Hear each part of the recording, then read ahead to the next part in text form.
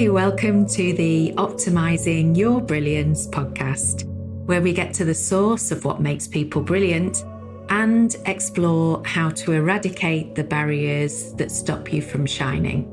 By shining, I mean being at your absolute best in both work and life.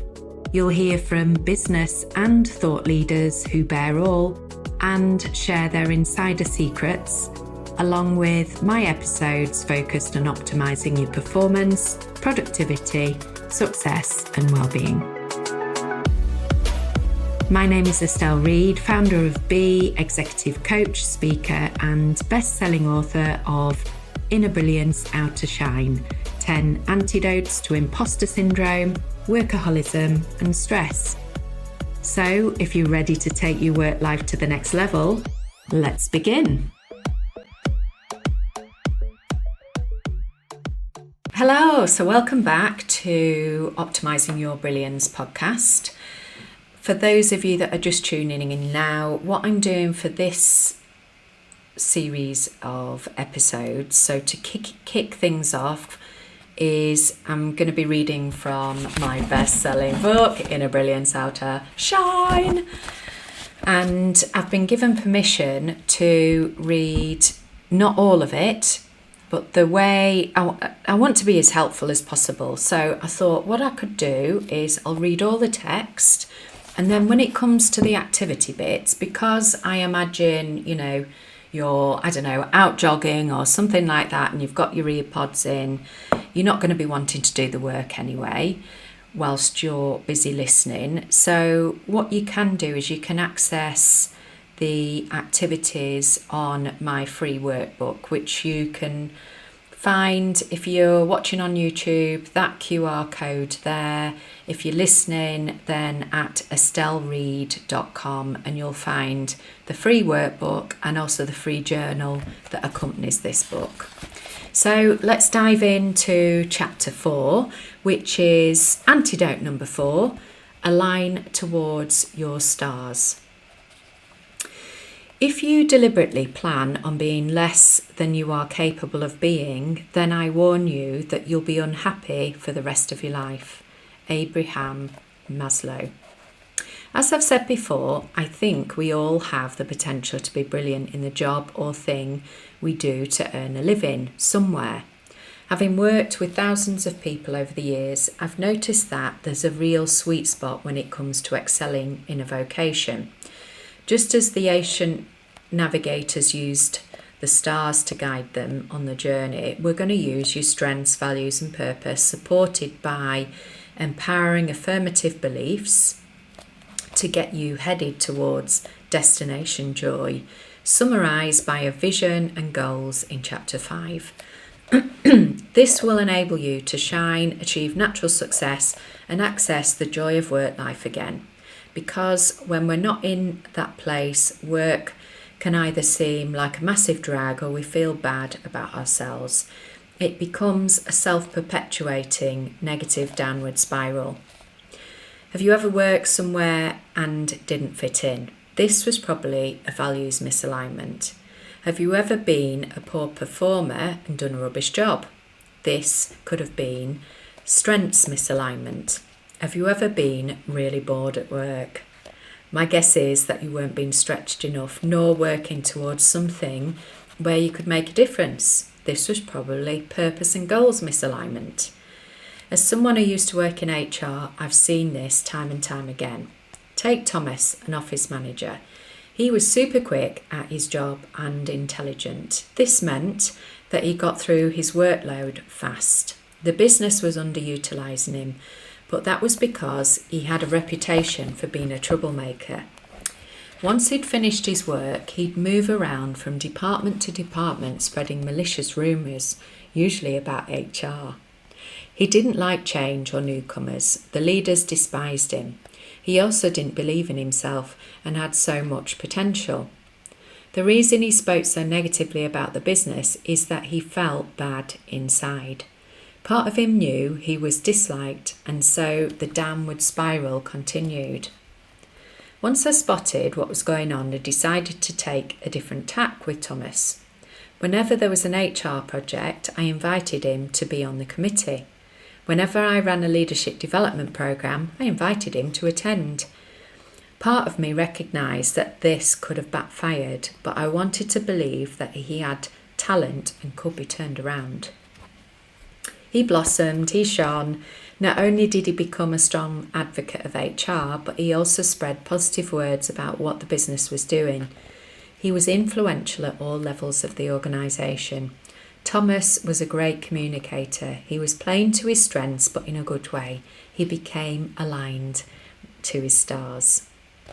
Heading: Strengths. Donald O. Clifton was an educational psychologist and chair of the Gallup International Research and Educational Centre and studied what was right with people. He developed a philosophy of people achieving excellence by focusing on their strengths as opposed to improving weaknesses. As part of his research, he discovered that those who received strengths feedback showed a 12.5 greater productivity, turnover rates were 14.9 lower, and profitability increased by 8.9 in the business units they worked for post-intervention. Learning about strengths was one of the things that propelled my career. Up until that point, it had been hit and miss in terms of what I was able to achieve, how successful I was, and how happy I felt in a role. Additionally, understanding what you're good at and taking ownership of your strengths acts as an antidote to imposter syndrome. In a study, the researchers concluded that being mindful of character strengths improved psychological well-being. Heading: When our shine is dulled. Growing up, my childhood friends and family would probably have described me, if they'd completed an anonymous survey, as average. Notice I've gone up in the world, no longer in remedial class. They described me as shy, timid, and a bit beige. The sort of person you could ignore. I would happily blend into the fabric of any wood chip wall. Based on my past performance at school, there weren't any great expectations about how I would perform academically. I can remember the look of first surprise followed by joy on my mum's face when I came out with 5 GCSEs at grade C or above. This was a good result for me. My first mistake, picking subjects I thought I ought to study rather than what I enjoyed or what I was good at. Consequently, I was told that my results weren't good enough for the prestigious Costa del Maracambe High School, sixth form, and that I would be better suited to college. So off a tootle, and I sign up for a BTEC in Business and Finance because I thought the course title made me sound all proper. My second mistake. The bit I did get right was following my instincts to study for human resources because I'd always been fascinated in people, which featured as a module a few hours a week. The rest of the time, my best friend and I would agree on the skiving off rota. I was bored. I had no interest in the other subject areas. I am amazed I passed. Following the theme of being interested in people, I applied for a job as a personnel assistant in a factory. On the day I joined, my manager took me into what was going to be my office. It used to house the company's old computer. They were big back then. He slid the office/cupboard door open. No, he didn't slide it open, he slid it shut. I was getting ahead of the page in the book. I knew something was up.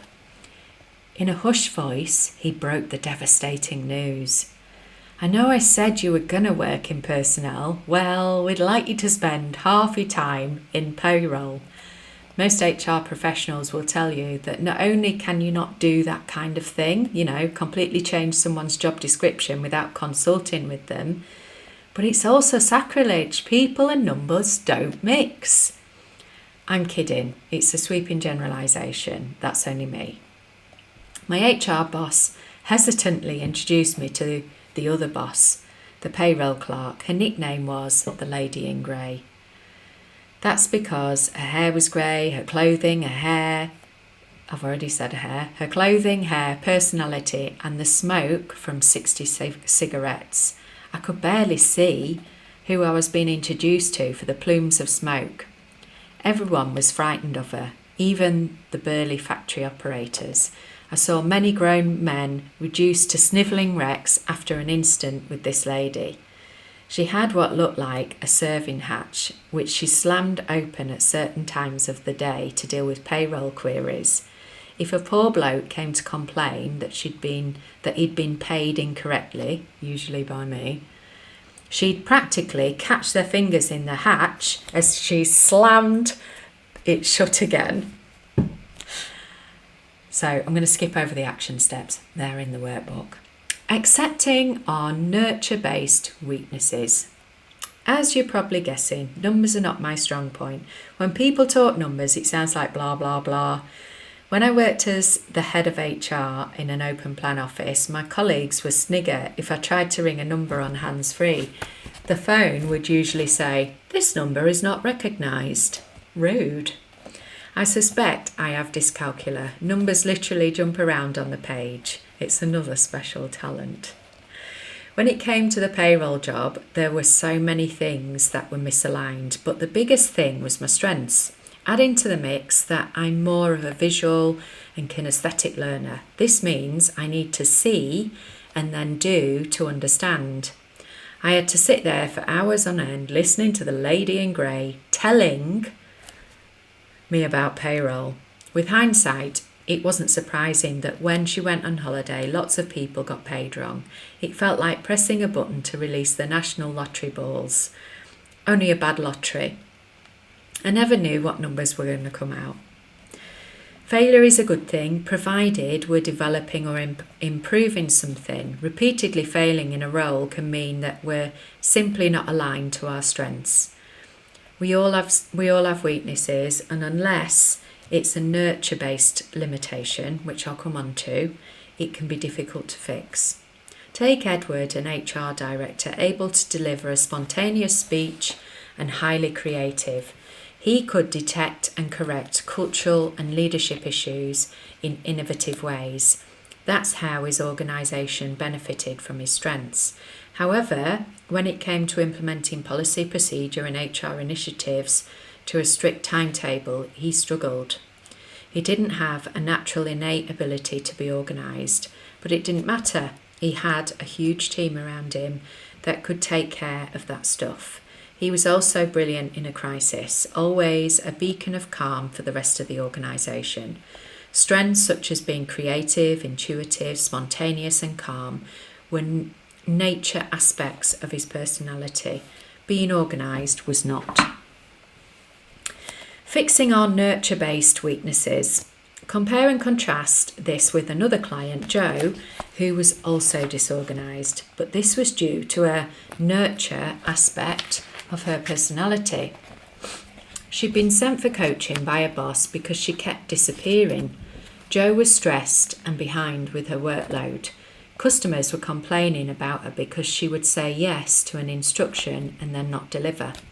When the customers chased her for an update, she'd ignore them for weeks and they'd end up calling her manager. When I got talking to Jo, she said that once problems started, she wanted to bury her head in the sand and run away. This behaviour caused her to be disorganised. When I asked her whether she could remember a time in the past when she ran away from her problems and buried her head in the sand, she said yes instantly. So just a little tip there. There's a reason I used exactly the client language there. And this will become apparent when we get into the havening section, and that's because it's the language that then re-triggers the memory. So if I'd turned that into my own language, it wouldn't have worked. It's got to be the client's very specific language. When she was growing up, there was a very public family feud which caused her parents great upset. Every time her mum got emotional about the situation, Jo would run away to her bedroom and bury her head beneath the duvet. She would drown out the noise from below with her headphones and read her favourite Jackie magazine. She said she felt helpless, that running away was her only solution. Sadly, this strategy followed her through to adult life. She'd become like a sheep referred to in chapter 2. While she might have felt helpless as a child, and there probably wasn't a great deal she could do, that strategy had become outdated once an adult. Burying her head was making her seem disorganised. Once we cleared up the associated events on Jo's timeline, she was able to be better organised and manage her time more effectively. She was no longer afraid to face problems and would happily call customers or drop them an email to alert them of any problems arising. This in turn stemmed the flow of complaints, enabled her to catch up with the workload and reduce her stress. So, again, I'm just going to skip over the activity. It refers to strengths and weaknesses. If you're stuck with weaknesses you don't like, I've seen many authentic executives and leaders be honest about the things they don't do well and then work around them by employing people to do the things they can't. Alternatively, clients have taken a new direction in the career so that they become aligned to their strengths. The grandfather of positive psychology focused on how to encourage positive behaviour as opposed to prevent negative behaviour. He found that the most satisfied, upbeat people were those who discovered and exploited their unique combination of signature strengths. Things reached a crescendo for me in my payroll job when, having cocked up again, I was called into the accountant's office. He was a creepy, oily man that wouldn't think twice about patting you on your rear if you happened to be standing by the photocopier. You could do that back in the day. You wouldn't get away with it now, would you, folks? You could always tell whenever he'd been because he'd leave a little waft of something unpleasant. He used to trump, basically.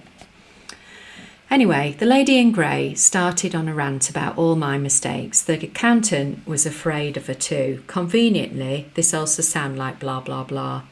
I zoned out temporarily until she'd finished. I'd become a problem employee. The sort who would probably be put on a performance review type thing these days. This was an old-fashioned business in the 90s though. He said, "Pull your socks up or you're sacked." Then he said, "Why are your hands all shiny? Do you have glue on them?" The accountant didn't do people. He couldn't read that I was bricking it and my hands were sweaty. I was shining in the wrong places. I thought I was going to lose my job and there and then, and I was worried about how I would make the loan payments for my beloved green Fiat Uno.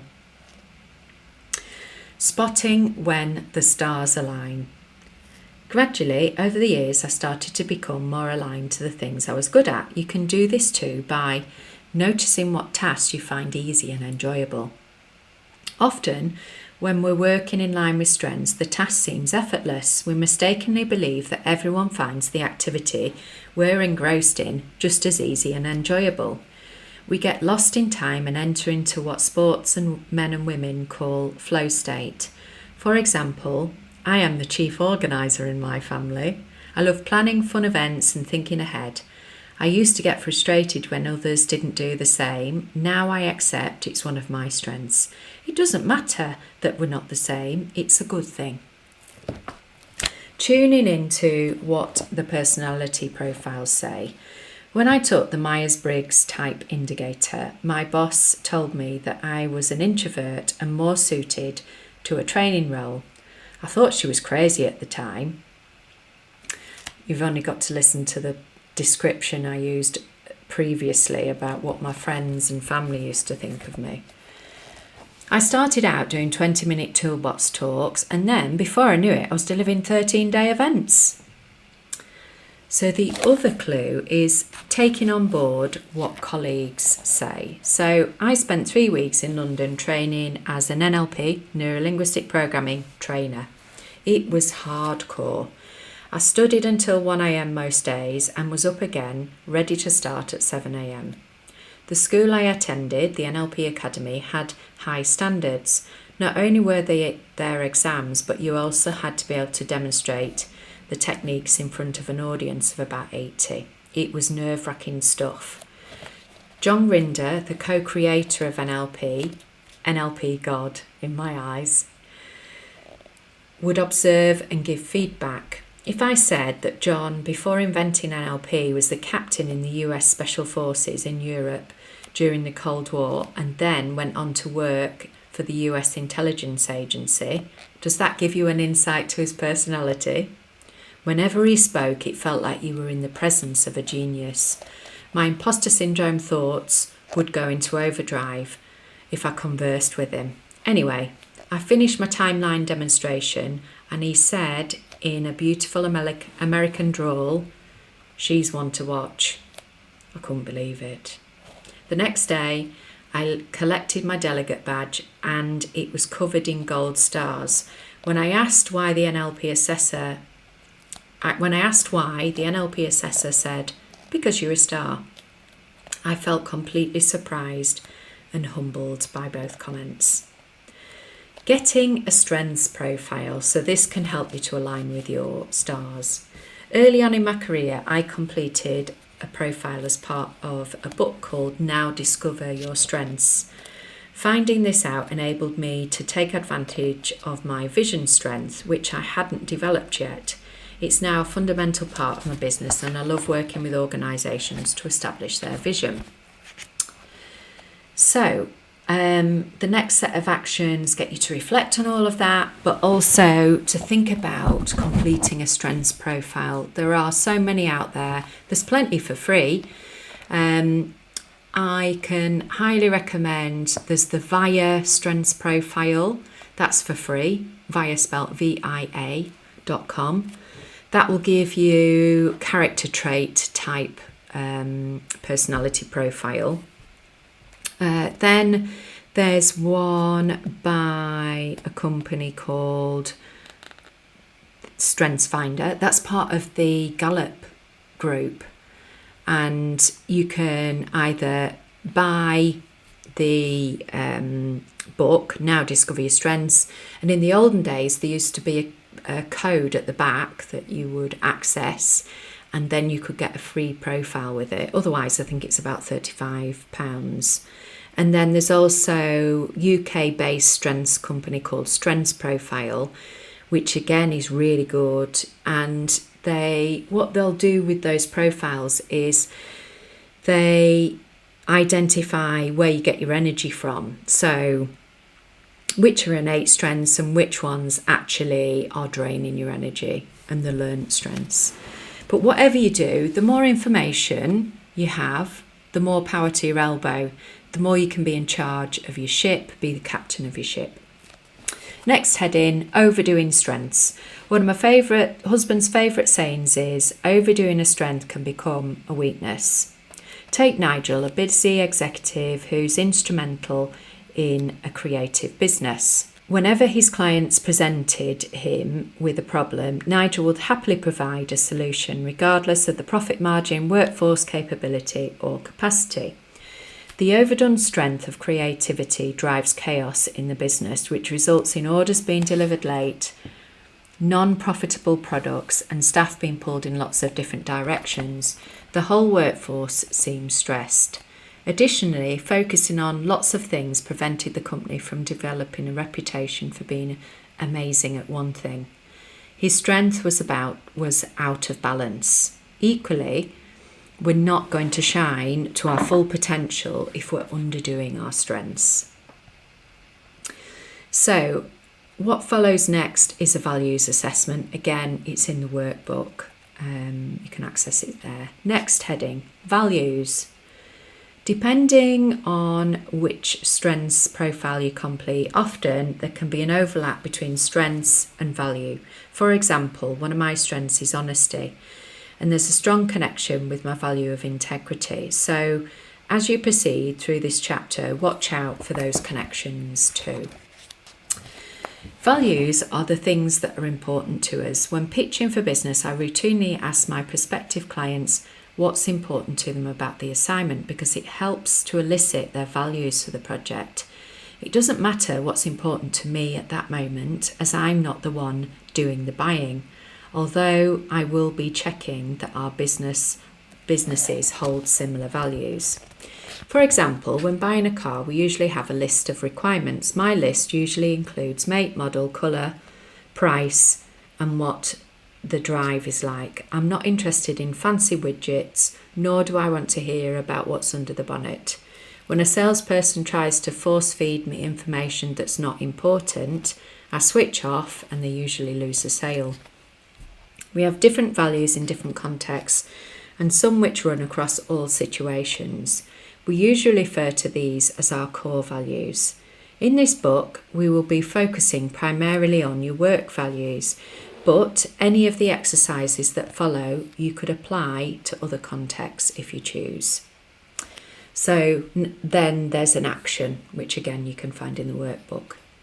Values misalignment. One of the things I love about running my own business is that I can choose who I do business with, and as part of that, working with companies that value integrity is important. For me, integrity, and we all have our unique definition for words, means trust, honesty, and being straightforward. It's about knowing where you are with somebody. I was engaged by an organisation to do a values-based culture change. It was quite a prestigious establishment, and I was blinded, and this blinded me to some of the red flags and the values conflicts that showed up early on in the project. Firstly, the contracting was quite lengthy. This is unpaid. This is the unpaid part of my work. I had numerous meetings with the board to clarify the objectives of the programme and run through how I was going to deliver things. There was what seemed like endless detail. Part of me didn't mind this, as it meant we were getting clear about the expectations and outputs, knowing where we were all at. However, it was beginning to be a little excessive and was starting to err on the side of control freakery. They wanted to know minute by minute what I was going to be saying and doing. During these early meetings, I explained that as part of the process, we would be analysing what existing values were in place so that we didn't throw out the baby with the bathwater. This would involve speaking to the workforce before deciding which values would support a movement towards the vision and the mission. When I asked the CEO whether he would like his fellow directors to choose the future values or consult with the broader organisation, he was very clear. Let the workforce decide. This was a great move because allowing the team to establish what behaviours were necessary to take the business forward meant that not only would they engage with the project, but they would gain a deep understanding of the overall strategy. When I reflect on those meetings, I recall listening to the CEO giving me chapter and verse on his accolades. I can remember thinking, how is all of this relevant to the brief? The organisation was an interesting mix of self-important leaders and altruists. No wonder they wanted to align their culture. When I arrived to deliver their first session, I had to wait an hour and a half before they'd let me into the room. My chaperone was insistent that I wait to speak to the chairman before setting up. We both stood in his line of sight for 7 minutes whilst he finished off his conversation. I was then expected to deliver my session in half the time, as they had a strict agenda to adhere to. I felt uneasy. Heading: feeling uneasy can be a sign that your values are misaligned. As I began running the workshop, it was clear that the altruists weren't allowed to have an opinion. Whatever the chairman thought, everyone else would quickly step in line and agree with him. Those that were prepared to put their head above the parapet, and these were directors and senior leaders, were publicly shot down in flames. How were we going to ascertain which value-based behaviours needed to stay and which needed to go if people weren't allowed to be honest? When I finished the session, the CEO collared me and said, "Why didn't we select the values today?" I reminded him of the detailed proposal and minute-by-minute account that I'd been asked to provide, and that he'd said he wanted the workforce to decide. When negative feelings are a sign of misalignment. I felt confused. Never in all my consulting time had I been asked to provide so much detail, and yet I'd not delivered what he'd expected. He changed the goalposts. I realised that this had become a box ticking exercise. Following the first session, he now understood that the team would get to be honest about what was going on in the business, and he wanted to claw this back. Keeping up appearances, so in other words, hiding the truth, control and micromanaging was what was important to this business. I couldn't align with the organisation's unspoken values. I felt miserable, stressed and unsure of myself. And even now, when I reflect back on that particular job, and what I've learned is actually what was going on with this person is he was a narcissist. You know, all that, oh, these are all my qualifications, this is everything I've achieved, all of that BS. And then all that micromanagement, all that keeping up appearances, they were all clues that we've got a bit of narcissism going on. And so I never regret doing what I did next. That's the thing with values. They can make us behave illogically because of something jarring on our conscience. They are our measure of what's right and wrong. When our values aren't met, we can feel the worst of feelings: guilt, regret, uneasiness, stress, anger, anxiety, shame. But ultimately, like we don't belong. However, when we do get our values satisfied, we can experience the polar opposite of feelings such as joy, achievement, satisfaction, contentment, happiness, and I'd also add belonging as well. And this is really important, you know, because obviously one of the topics is imposter syndrome, is that when we feel like an imposter, we feel like we don't belong. So if you are feeling like an imposter in your organisation, if it is only in that organisation, then it could be because of a values misalignment. If you've always felt like an imposter, whichever organisation you've worked in, then that's where you need to do some inner work. Next heading, towards and away from values. Now, the thing about values is that we can have towards and away from values. Values are supported by a series of beliefs and are often connected with our childhood as a result of repeat conditioning or intensely positive or negative experiences. Around age 10, our core values have been formed. For example, politeness continues to be a value in my family, which was passed on to me by my mum.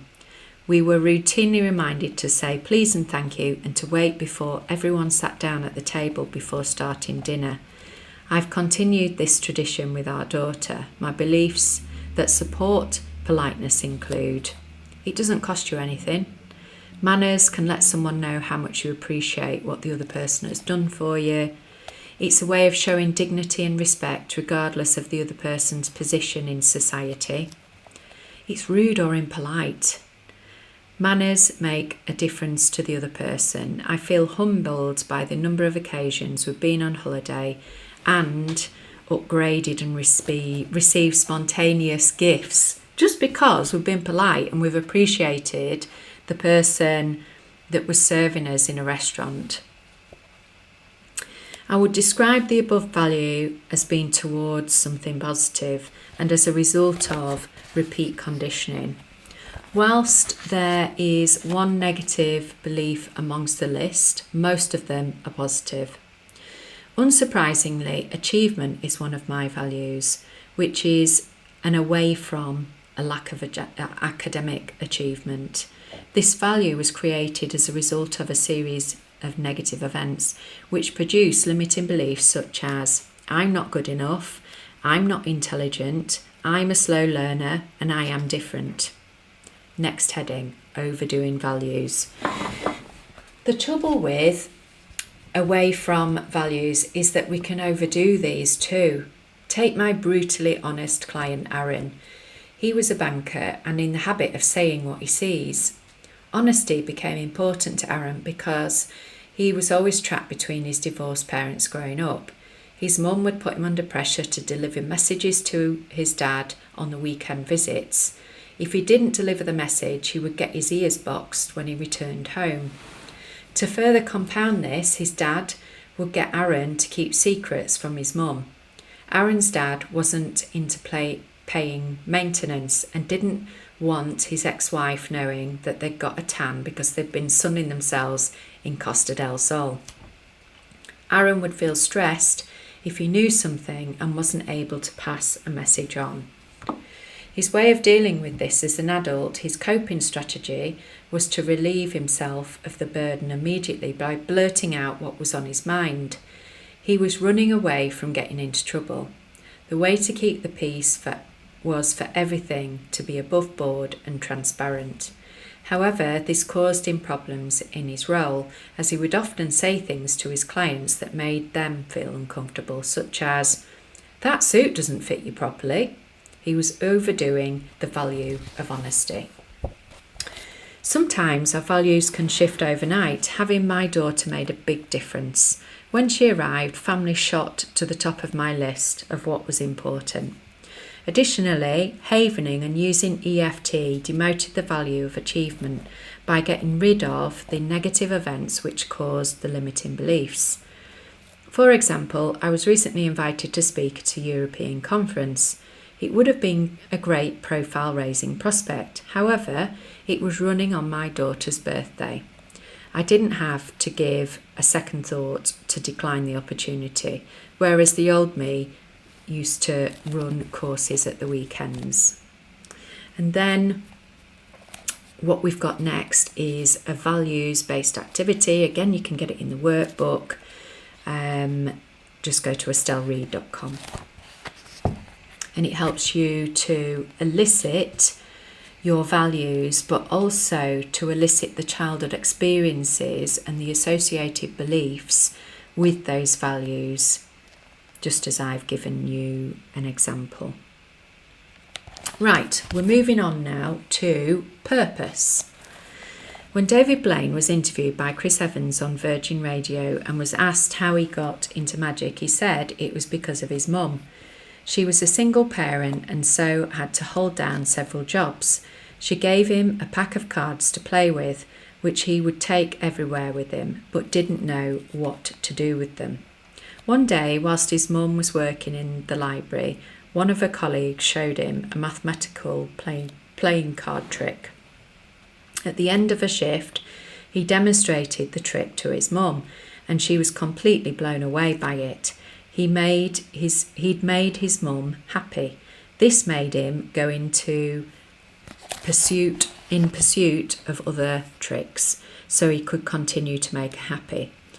This is such a great story. David's purpose was born out of that positive childhood experience. I've worked with clients that have experienced deep dissatisfaction with life because they've ignored their purpose. Take Rose, a teacher who chose the profession because her dad said, "The acceptable occupations in this household include solicitor, doctor, vet, teacher, or banker." And yet, as a child, she loved to write creatively. She knew being a writer was frowned upon, so used to make up stories by torchlight under the covers. It was only when she hit her 50s and she decided to explore her purpose further and took up creative writing class, she intended to leave her job. When we work in line with purpose, we feel as though we've made a difference. My purpose is expressed in my business mission, optimising brilliance. There is nothing I love more than to see businesses or an individual do well. I think by this stage, you'll get why it's important to me and where this stems from. When I'm working in line with my purpose, I hear my clients tell me about their success stories. The hairs on my arms stand on end. I know when I'm aligned to purpose because I experience joy. Often, our purpose manifests itself as a result of our childhood experiences and has connections with our values and strengths. I see our purpose as a neat summary of these two things and as a demonstration of where we make a difference to this world. So, then there's another set of actions to help you identify your purpose. And then I'm going to bring this chapter to a close. The next part of your voyage is to decide where you're going to be taking your ship to. Summary of key points. Establish what your strengths are and notice and own your gifts, talents and achievements.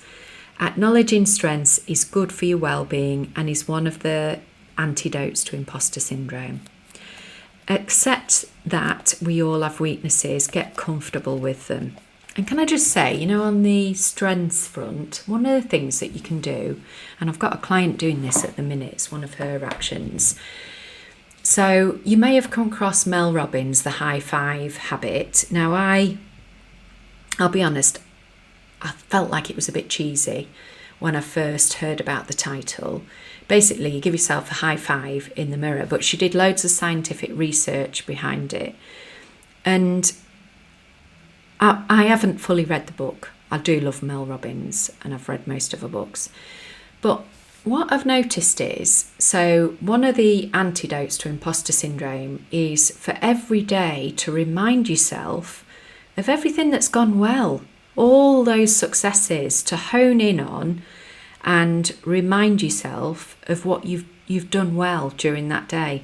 And you could add to this by when you're cleaning. So habits, with habits, the best way to create a habit is to attach it to an existing habit.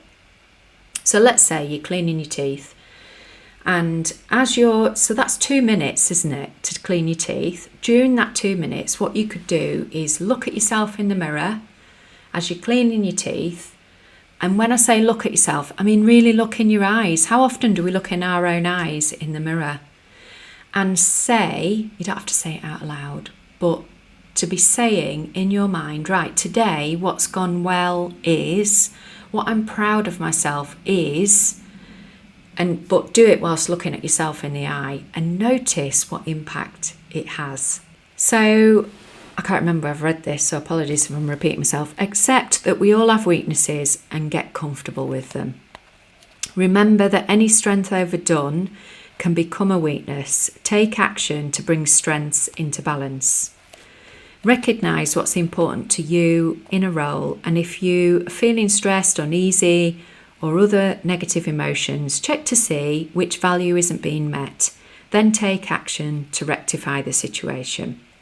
As with strengths, notice when you're overdoing a value and identify whether there are connections with overworking. Again, take action to bring the value back into balance.